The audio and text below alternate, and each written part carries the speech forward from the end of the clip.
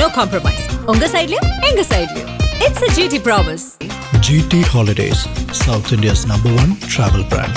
உங்கள் தங்க நகையை அதிக விலைக்கு விற்கவும் மற்றும் அடகில் இருக்கும் தங்க நகையை மீட்டெடுத்து அதிக விலைக்கு விற்கவும் உடனே அணுகவும். Prime gold hub 9840551787. Aachi royal gulab jamun packs ஒன்று வாங்கினால் ஒன்று இலவசம். நல்லா உயர்ந்து நின்ன தமிழ்நாடு, நிமிர்ந்து நின்ன தமிழ்நாடு இன்னைக்கு தலை குனிகிற சூழ்நிலை இன்னைக்கு வந்திருக்கு. அதை நீங்கள் புரிஞ்சுக்கணும்.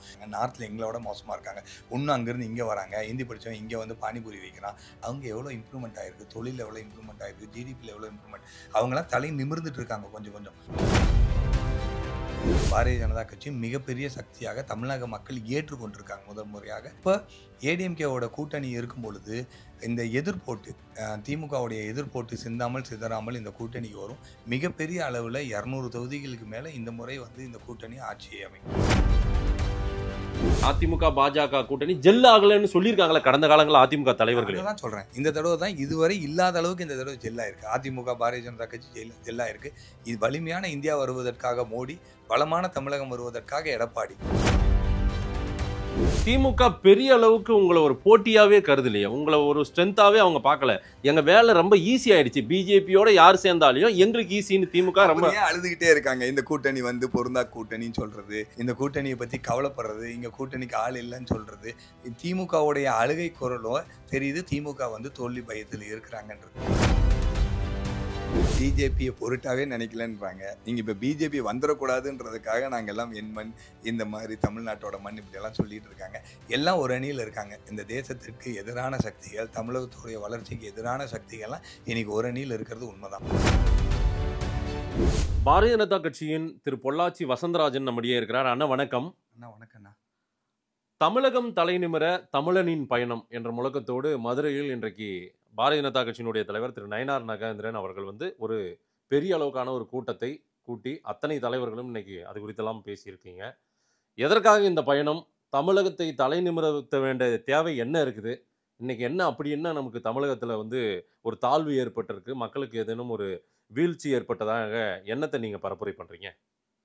தமிழ்நாடு வந்து இன்னைக்கு இந்தியாவில் கம்பேர் பண்ணும் பொழுது ரொம்ப உயர்ந்த மாநிலம் தமிழ்நாடு. வந்து முன்னேறி எல்லா துறையிலும் முன்னேறி இருந்துச்சு. காமராஜருடைய ஆட்சியோடைய பொற்கால ஆட்சிக்கு பிறகு நிறைய டேமு, கல்விக்கூடங்கள், லிட்ரஸி ரேட்லாம் உயர்ந்து தமிழ்நாடு வந்து தலை நிமிர்ந்து நின்றுச்சு. இன்றைக்கி தமிழ்நாடு டாஸ்மார்க்கில் தலை குமிந்து தலை தள்ளாடி நேராக நிற்க முடியாத நிலைமையில் இன்றைக்கி தமிழ்நாடு இருக்குது. உங்களுக்கே தெரியும். இன்றைக்கி தமிழ்நாட்டில் இருக்க இளைஞர்கள் எல்லாம் போதை கலாச்சாரத்தினால தலை நிமிர்ந்து நிற்க முடியாமல் தலை குமிந்து நிற்கக்கூடிய சூழ்நிலை இருக்குது. இதை தாண்ட பல்வேறு பிரச்சனைகள் இருக்குது. ஊழல், இந்தியாவிலேயே வந்து ஊழல் வந்து அன்றைக்கி அந்த காலத்துலேருந்து 2G ஊழல்லேருந்து பல்வேறு விதமான ஊழல், குடும்ப ஆட்சினால் தலை குனிந்து இருக்கிறோம். ஒரே டைனசிட்டியில் இவங்களே இருக்காங்க. ஒரு 60 வயசு பெரிய தலைவர்கள் வந்து ஒரு 40 வயசுக்கார கட்சியோட உதயநிதி ஸ்டாலின் அவர்கள் காலில் விழுகிறாங்க. இது தமிழ்நாட்டுக்காரங்களை பார்த்து சிரிக்கிறாங்க. இந்தியாவே சிரிக்குது. பெண்களுக்கு பாதுகாப்பு இல்லாத சூழ்நிலை, அமைச்சர் கூட இருக்கவங்கலாம் அண்ணா யூனிவர்சிட்டியில் கற்பழிக்கக்கூடிய சூழ்நிலை.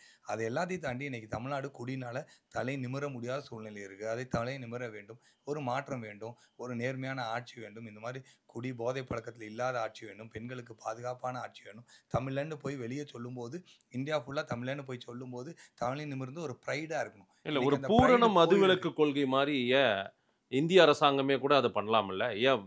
திருமாவளவன் கூட ஒரு மதுவிலக்கு மாநாடு ஒன்று நடத்தினார். அதில் இந்தியா முழுக்க மது ஒழிக்க வேண்டிய தேவை இருக்குது. எல்லா இடத்துலையும் போதை கலாச்சாரம் இருக்குது. பீகாரில் இந்த ரேஷியோவில் பீகார்லாம் இன்னும் அதிகமாகவும் இருக்குது. பல போதை கலாச்சாரங்கள், குறிப்பிட்டு டாஸ்மார்க்கை நீங்கள் சொல்கிறீங்க, எல்லாம் ஒட்டுமொத்தமாக போதை ஒழிப்பு ஒரு கொள்கையை கொண்டு வரலாம் இல்லை, அதை மோடி செய்யலாம் இல்லை. இருந்த தமிழ்நாடு இன்னைக்கு தலை குனிந்து இருக்கிறது. நீங்கள் அதை பார்க்கணும். மற்ற ஸ்டேட் எல்லாம் உத்தரப்பிரதேஷ் நம்மளோட கம்மியாக இருக்குல்ல ஒன்றும் அப்படின்னு சொல்லலாம். பீகார் கம்மியாக இருந்ததெல்லாம் கொஞ்சம் கொஞ்சம் சரியாகி வளர்ச்சி ஆகிட்டு வந்துட்டு இருக்கு. ஆனால் தமிழ்நாடு அப்படி இல்லை.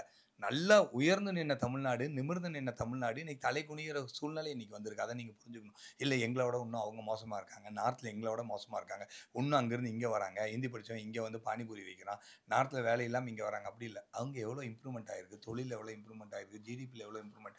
அவங்களாம் தலை நிமிர்ந்துட்டு இருக்காங்க கொஞ்சம் கொஞ்சம். ஆனால் இங்கே நிமிர்ந்த தலை கொஞ்சம் கொஞ்சமாக தலை குனியக்கூடிய சூழ்நிலையை நோக்கி போயிடுச்சு. அதை நிமிர்ந்து மறுபடியும் பழைய காமராஜருடைய ஆட்சியை போல தமிழ்நாடு மீண்டும் வரணும் அப்படின்றதுக்காக தான் தமிழகம் தலை நிமிர இன்னைக்கு யாத்திரை தொடங்கி இருக்கிறார். இல்லை, பாஜக அதற்கு தமிழ்நாட்டில் நிமிர்ந்து நிற்கணும்ல. முதல்ல நீங்கள் நிமிர்ந்து நின்னாதான் தமிழ்நாட்டை தலை நிமிர்த்த முடியும். நான் உங்கள் வாதத்துக்கே வரேன். முதல்ல நீங்கள் ஜெயிக்கிறதுக்கு, நீங்கள் நம்பர்ஸை கூட்டுறதுக்கான ஒரு பலம் இருக்கணும். அந்த பலம் இருக்குதா அப்படின்னா கடந்த காலங்களில் நீங்கள் நிரூபிக்கல. சமீபத்திய நாடாளுமன்ற தேர்தல் நடந்து முடிந்து ஒரு வருஷம் ஆயிடுச்சு, கிட்டத்தட்ட 1.5 வருஷம் ஆயிடுச்சு. அதில் கூட உங்களால் பெருசாக சோபிக்க முடியல. நீங்கள் நிமிர்ந்து நின்று நீங்கள் பலமாக இருந்தால் தானே தமிழ்நாட்டை நிமிர்த்த முடியும்.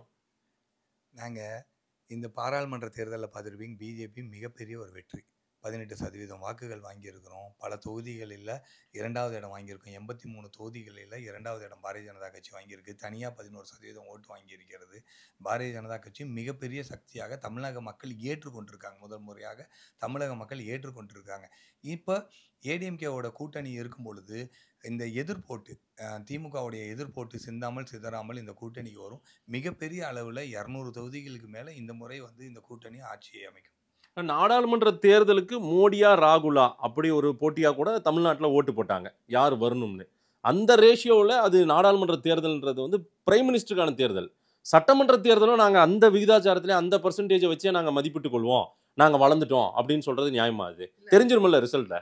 நீங்கள் அதுக்கு முன்னாடி நடந்த உள்ளாட்சி தேர்தலில் நாங்கள் நிறையா சாதிச்சு இருக்கோம். பாரதிய ஜனதா கட்சி உள்ளாட்சி தேர்தலில் போட்டியிட்ட தொகுதிகளில் 11% ஓட்டு வாங்கியிருக்கோம். ஒட்டுமொத்த தொகுதிகளில் பார்க்கும்போது 5.5% ஓட்டும் பாரதிய ஜனதா கட்சி வாங்கியிருக்கு. அது மோடிகளுக்கான தேர்தல் இல்லை. பாரதிய ஜனதா கட்சியோடைய கடைநிலை தொண்டர்கள் கீழே இருக்கக்கூடிய லோக்கல் லீடர்ஸ்க்கான தேர்தலில் பாரதிய ஜனதா கட்சி அப்போவே சக்ஸஸ் பண்ணியிருக்கு. அப்போ இருந்து வளர்ந்து பாராளுமன்ற தேர்தலில் பெரிய சக்ஸஸ் கொடுத்துருக்கு. இந்த தடவை பாரதிய ஜனதா கட்சி வந்து எல்லா இடத்துலையும் ரொம்ப வளர்ந்துருக்கு. அண்ணா திராவிட முன்னேற்ற கழகம் அவங்க வந்து இன்னும் உற்சாகம் பெற்றிருக்காங்க. பாரதிய ஜனதா கட்சி கூட்டணி அமைந்ததற்கு பிறகு அவங்களுக்கு வந்து இன்னும் தொண்டர்கள் எல்லாம் ரொம்ப உற்சாகமாக இருக்காங்க. பாரதிய ஜனதா கட்சி தொண்டர்கள் உற்சாகமாக இருக்காங்க. முதல் முறையாக பெரிய இணக்கம் வந்து கூட்டணிக்குள்ளே வந்திருக்கு. அதனால் இது பெரிய வெற்றியை தேடித்தரும். பாத யாத்திரை போன அண்ணாமலையாலே பெருசாக சோபிக்க முடியல. ஆனால் அந்த 18% சாதனையாக சொல்கிறீங்க. யாத்திரை போகிற திரு நயினார் நாகேந்திரன் அவர்களால் இதில் என்ன பெரிய அளவுக்கான அறுவடையை செய்து முடியும்? நம்ம வந்து ஒரு பெரிய கூட்டணியை உருவாக்குறதுக்கான முயற்சி எடுக்கணும்ல. அதை செய்தாலாவது ஏதாவது லாபம் கிட்டும் இல்லை பயணத்தில். நீங்கள் சொல்கிறத மக்கள் கேட்பாங்களா என்ன?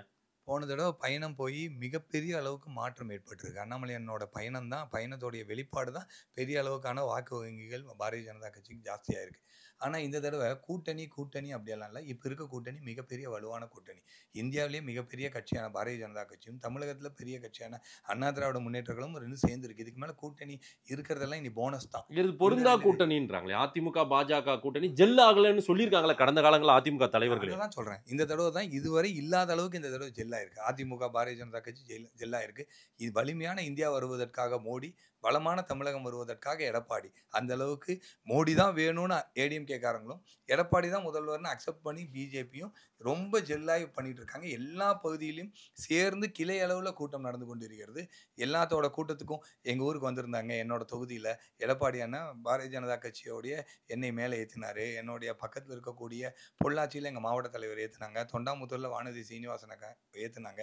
ஈரோடு நீங்கள் ராசிபுரம் நாமக்கல் பக்கத்துலாம் கேபி ராமலிங்கன் ஏற்றிருக்காங்க. ஜெல்லாகாமல் இப்போ எப்படி ஏற்ற முடியும்? அவங்களுடைய பாத யாத்திரையில், அவங்களுடைய எழுச்சி யாத்திரையில், எழுச்சி பயணத்தில் பாரதிய ஜனதா கட்சி நிர்வாகிகளுக்கு மிக முக்கியத்துவம் கொடுத்து கொண்டிருக்காங்க.